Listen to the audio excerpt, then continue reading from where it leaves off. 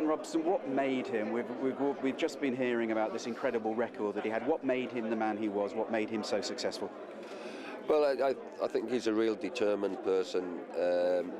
He's, one way in his thoughts, because he's so determined in just making things happen the way he wants it to happen.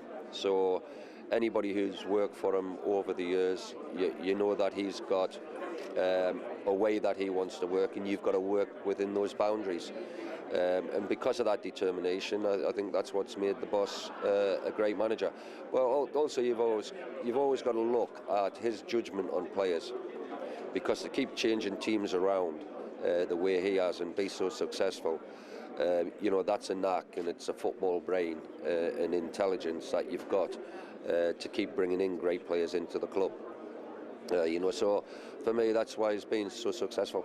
And how important was it that the club showed him the patience that it did? Because when things weren't going right in those early days, an awful lot of clubs, you look at your neighbours, City, might have shown him the door. I think this is what happens within football nowadays.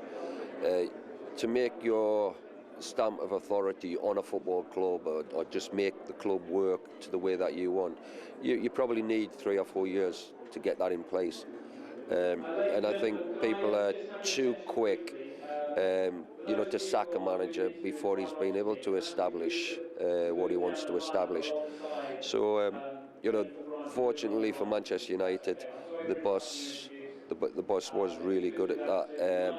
He got the patience from Man United, and he repaid them.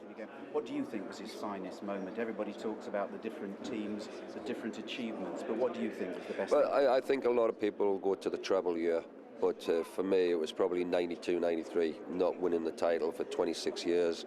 Sir Matt Busby was still alive, and so to actually achieve that give everybody the confidence around the club to build on the success that the boss has had.